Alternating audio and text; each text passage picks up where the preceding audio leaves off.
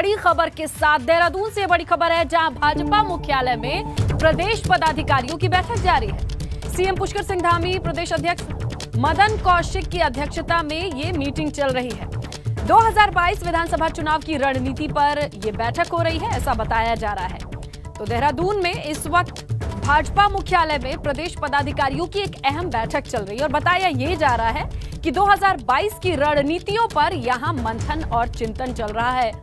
अध्यक्षता इस बैठक की सीएम पुष्कर सिंह धामी, प्रदेश अध्यक्ष मदन कौशिक कर रहे हैं। इस वक्त ये अहम खबर देहरादून से, भाजपा पार्टी मुख्यालय पर एक अहम बैठक चल रही है। बताया जा रहा है कि 2022 विधानसभा चुनाव की रणनीति तय हो रही है।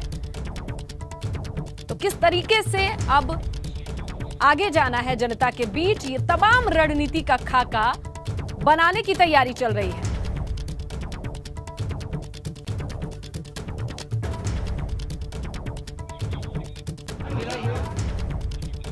सीएम पुष्कर सिंह धामी इस वक्त कुछ कह रहे हैं, क्या कह रहे हैं, चलिए आपको सुनवाते हैं। हम लोगों ने मुख्यतः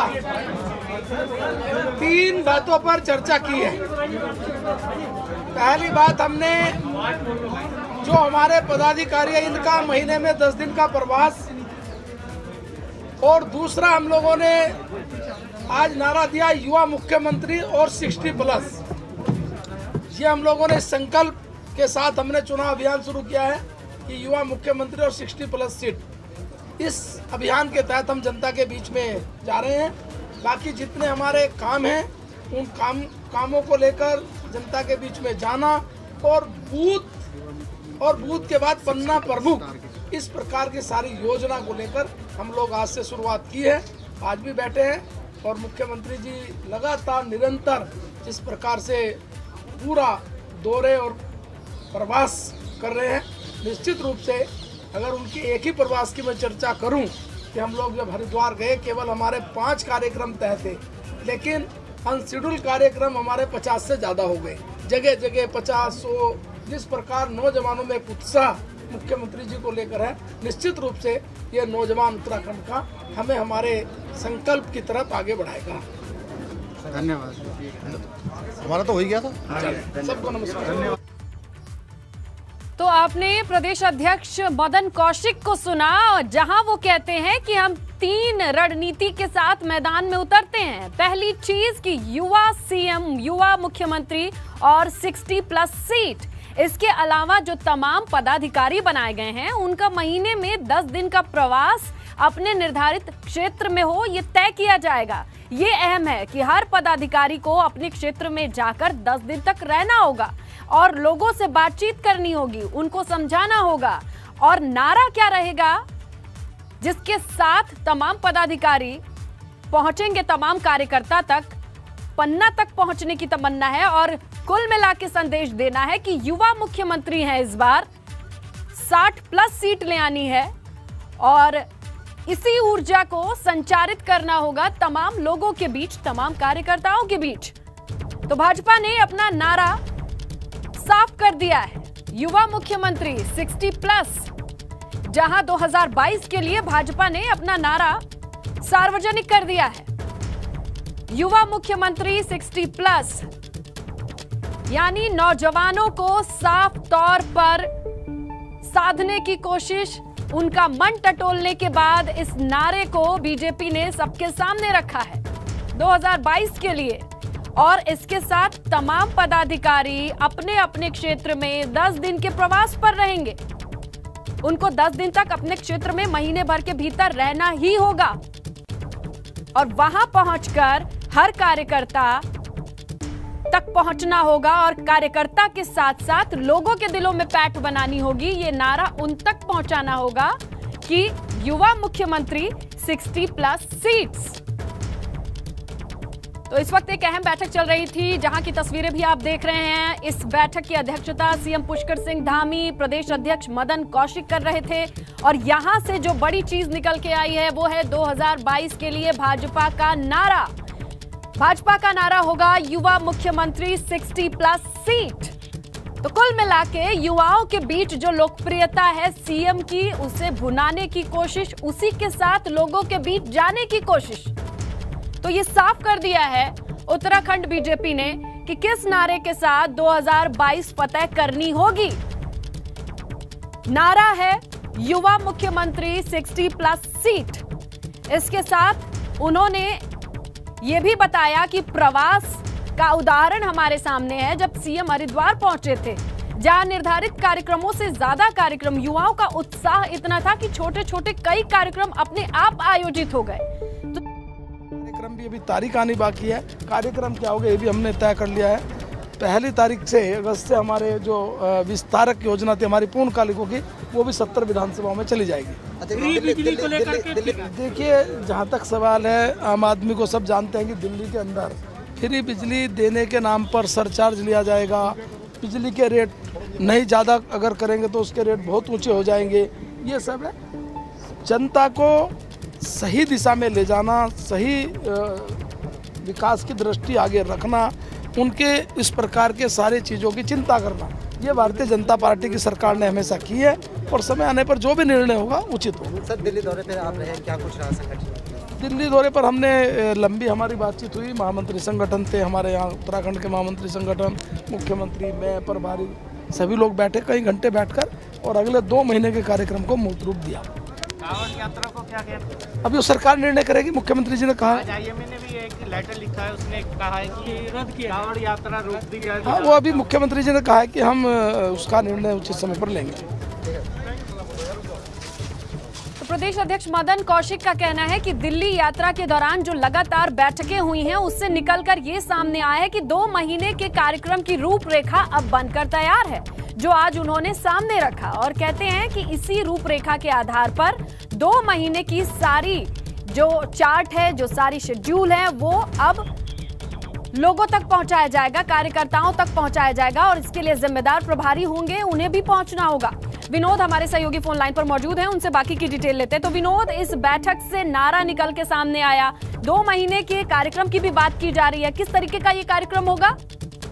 जी श्रेयलता, देखिए आज ये भाजपा प्रदेश संगठन की बड़ी बैठक अभी हुई है और जिसकी बैठक अभी समाप्त हो गई है और कई महत्वपूर्ण विषय इस पर रहे हैं। आगे की चुनावी रणनीति किस तरीके की होगी और हाल ही में जो रामनगर में भाजपा का चिंतन शिविर हुआ था, उसमें कार्यक्रम की रूपरेखा रही थी। हालांकि अभी जो जिलों के प्रभारी मंत्री हैं, उनकी भी ड्यूटी लगाई जा रही है और साथ ही पार्टी के संगठन पदाधिकारियों की भी ड्यूटी लगेगी, अलग अलग क्षेत्रों में जाएंगे, 10 दिनों के लिए प्रवास करेंगे।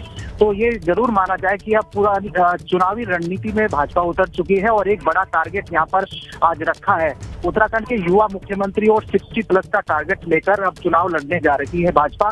तो आज ये टारगेट रखा है और जिसके चलते अभी प्रदेश संगठन की बैठक खत्म हो गई है और कल फिर अलग अलग मोर्चों की बैठक शुरू होगी, जिसमें लगातार पार्टी के पदाधिकारी बैठक में शिरकत करेंगे। तो ये जरूर माना जाए स्नेहलता कि अब चुनावी मोड में भाजपा उत्तराखंड में देखी जा रही है और बैठकों का दौर गर्म शुरू हो गया है। आज 60+ और युवा मुख्यमंत्री पुष्कर सिंह धामी के नेतृत्व में अब ये टारगेट रखा गया है कि अब की बार 60 पार का नारा यहाँ पर भाजपा पार्टी ने दिया है। तो ये जरूर अब ये कहेंगे कि अब पूरी चुनावी मोड में अब भाजपा यहाँ पर नजर आ रही है, जिसके चलते आज बड़ी बैठक पार्टी प्रदेश कार्यालय पर रखी गई थी, जिसमें मुख्यमंत्री इसमें शामिल हुए थे। प्रदेश अध्यक्ष मदन कौशिक की अध्यक्षता में ये बैठक थी। प्रदेश बिल्कुल विनोद, तो अब ये बैठक खत्म हो चुकी है। इस बैठक से जो बड़ी चीज निकल के सामने आई है कि अब बीजेपी के पास अपना एक नारा है, तमाम पदाधिकारियों की जिम्मेदारी उन्हें सौंप दी गई है और 2 महीने तक किस तरीके से अब चुनावी मैदान की रणनीति के साथ उतरना है, ये भी खाका गढ़ा जा चुका है, बनाया जा चुका है और अब इसके साथ तमाम लोगों को जमीन पर आना होगा। विनोद, आपका शुक्रिया। और इसी के साथ आपको ये भी बताएं कि उत्तराखंड में भू कानून को लेकर चर्चा हो रही है। सोशल मीडिया पर कैंपेन चलाए जा रहे हैं। इसे लेकर नए मुख्यमंत्री पुष्कर सिंह धामी क्या सोचते हैं, इस पर एबीपी गंगा संपादक रोहित सावल ने उनसे खास बातचीत की है। आधे घंटे के इस इंटरव्यू के दौरान कई मुद्दों पर सवाल जवाब हुए। शाम 7:30 बजे आप ये पूरा इंटरव्यू जरूर देखिएगा।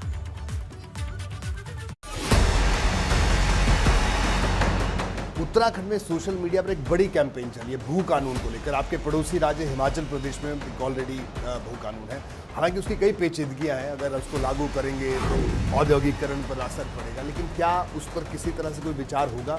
जो कैंपेन चल रही है पूरे उत्तराखंड में, जितने भी कानून हैं जो लोग सामने आ रहे हैं या जो नहीं भी सामने आ पा रहे हैं, हमारी कोशिश होगी कि उत्तराखंड की जनता के और उत्तराखंड के हित के लिए जो भी कानून हैं उन कानूनों पर निश्चित रूप से हम अमल में उनको लाएंगे।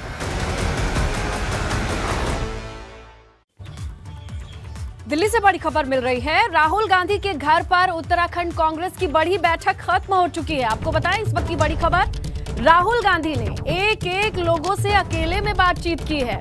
हरीश रावत, प्रीतम सिंह, किशोर उपाध्याय, काजी निजामुद्दीन भी मौजूद रहे और प्रभारी देवेंद्र यादव भी मौजूद रहे। और सीएलपी नेता, नए प्रदेश अध्यक्ष और प्रदेश के हालातों पर चर्चा का दौर अभी भी जारी है। और रीसेंट अपडेट ये है कि राहुल गांधी ने एक एक करके हर किसी से बात की है। उनके घर पर यह मीटिंग चल रही थी और अब ये मीटिंग खत्म हो चुकी है। चलिए, क्या बातें हुई, क्या चीजें निकल के आ रही हैं, हमारे सहयोगी अविनाश तिवारी हमारे साथ मौजूद है फोन लाइन पर। अविनाश, इतना लंबा दौर चल रहा है, अब तो राहुल गांधी ने एक एक करके हर किसी का मन टटोल लिया है, क्या निकल के आया इस मीटिंग से? देखिए, इसमें अगर बात करें तो पिछले 1 महीने से ऊपर का वक्त हो गया है जब सीएलपी नेता इंदिरा हृदयेश के निधन के बाद से लगातार रार चल रही कि अगला सीएलपी नेता कौन होगा। और नए प्रदेश अध्यक्ष की बात को लेकर भी लगातार यहाँ पे संशय दिख रहा है, क्योंकि प्रीतम सिंह को सीएलपी नेता बनाया जाना था, लेकिन उन्होंने कहा कि जब तक उनके मन का प्रदेश अध्यक्ष नहीं होगा तब तक वो सीएलपी नेता नहीं बनेंगे। इसी की वजह से प्रदेश अध्यक्ष और सीएलपी नेता के नाम की घोषणा नहीं हो रही थी।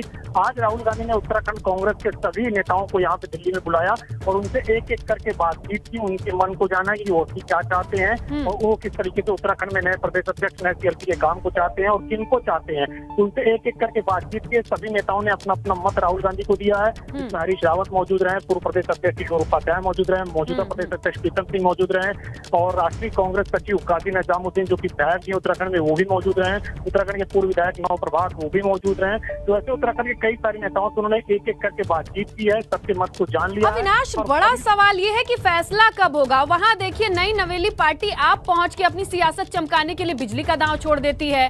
बीजेपी अपने नारे के साथ आ गई। अभी अभी ब्रेकिंग हमने दर्शकों को बताई कि उनका नारा डिसाइड हो चुका है, 2 महीने का प्लान तय हो चुका है।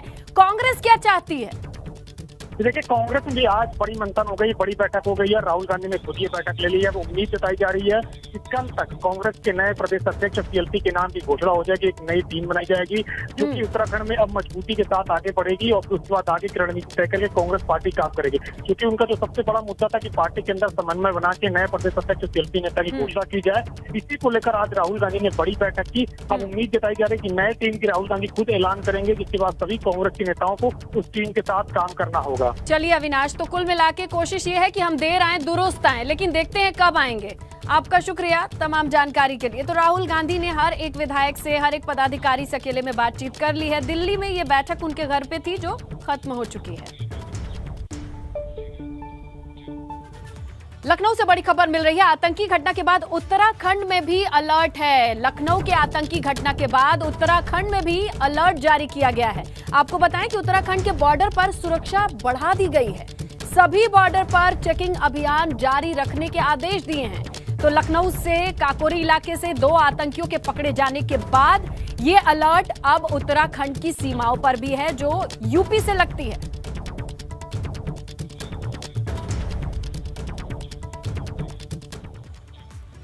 और उधर चंपावत में लगातार बारिश से तराई टनकपुर क्षेत्र की बात करें, यहां बहने वाली नदी नाले सब उफान पर हैं।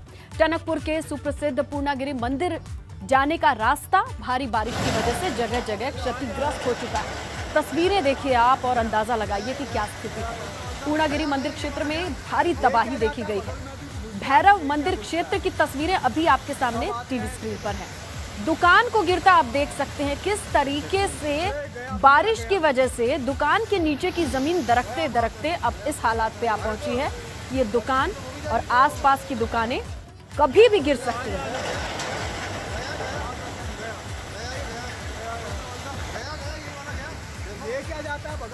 तो ये देखिए, यहाँ पर लोग अपनी दुकान और आसपास की दुकान किस तरीके से जमीन दरकते देख रहे हैं। कितना खतरा मंडरा रहा होगा उसका अंदाजा लगाइए। लेकिन चंपावत की स्थिति यही है। और उत्तराखंड में बारिश से हाल बेहाल है। यहाँ अमलाव नदी है, उफान पर है, जिसकी वजह से यहाँ जो पुल बना है वो किस तरीके से लोगों के लिए खतरनाक हो चुका है अंदाजा लगाइए। लोग मानव चेन बनाकर कालसी ब्लॉक के कोटा तराली इलाके के बताए जा रहे हैं और ऐसे ही विकास नगर के कालसी ब्लॉक के बोहा गांव के लोग भी नदी को पार करते हैं, नाले को पार करते हैं।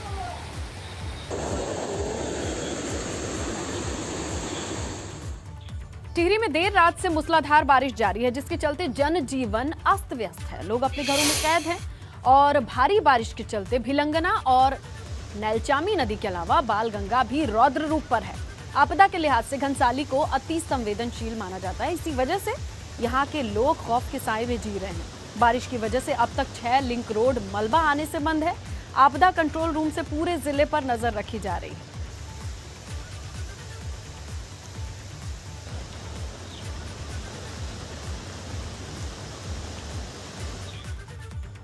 उधर उत्तरकाशी में गंगोत्री हाईवे पर जगह जगह भूस्खलन की स्थिति बनी हुई है। यमुनोत्री राष्ट्रीय राजमार्ग ब्रह्माखाल राजकीय इंटर कॉलेज का मुख्य मार्ग भूस्खलन से बंद हो गया है। आसपास की बस्तियों पर खतरा मंडरा रहा है। लगातार दिन भर मूसलाधार बारिश के चलते जोशियाड़ा, लदाड़ी, विकास भवन, फूड हाउस कॉलोनी हर जगह पानी ही पानी है। जल भराव की समस्या है। सड़कें तालाब में तब्दील दिख रही हैं। आवाजाही में दिक्कत है। बावजूद इसके शासन और प्रशासन की बात करें तो कोई ध्यान देने को तैयार नहीं है। राज्यसभा सांसद अनिल बलूनी की बात करते हैं, जहां पर उन्होंने केंद्रीय राज्य मंत्री जितेंद्र सिंह से मुलाकात की। उत्तराखंड में टाटा कैंसर अस्पताल खोले जाने की प्रक्रिया को आगे बढ़ाने के लिए सहयोग मांगा है, जिस पर मंत्री जी ने कहा कि बातचीत चल रही है, जल्द ही ये सपना साकार होने जा रहा है।